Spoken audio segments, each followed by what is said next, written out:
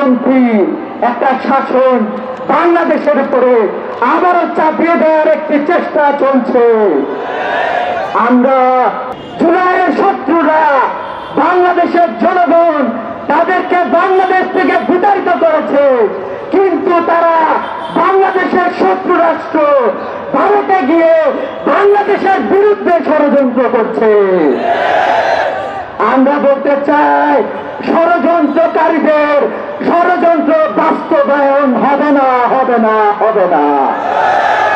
আমরা দেখতে পাচ্ছি নানাভাবে, নানা ভঙ্গিতে, নানা ফরমেটে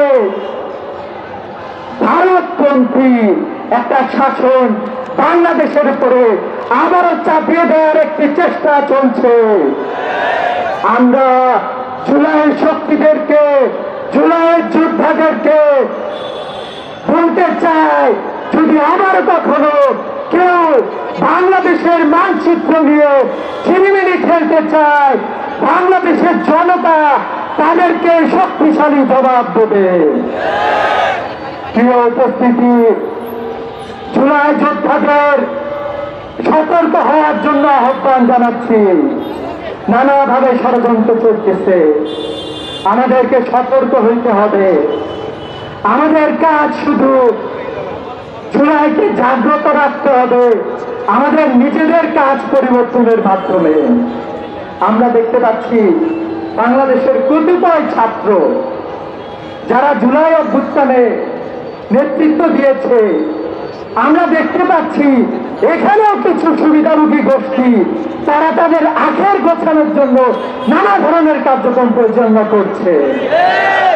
আমরা বলতে চাই, জুলাইকে এত সস্তায় আপনারা বিক্রি করবেন না।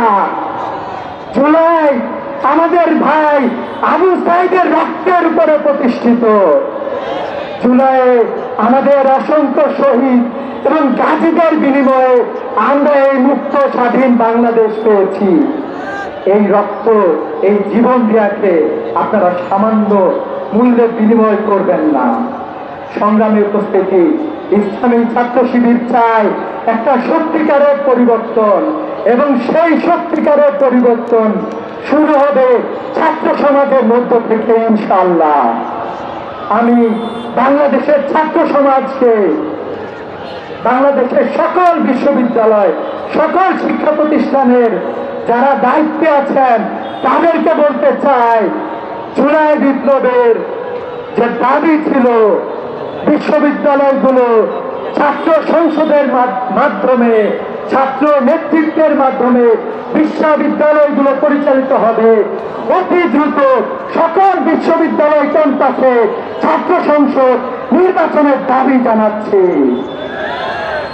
যারা ইংরেজি নিয়ে বলার চেষ্টা করছেন ছাত্র সংসদ নির্বাচন দরকার নাই, আমি বলতে চাই, আপনারা আবারও ফ্যাসিবাদকে প্রতিষ্ঠা করার স্বপ্ন দেখছেন।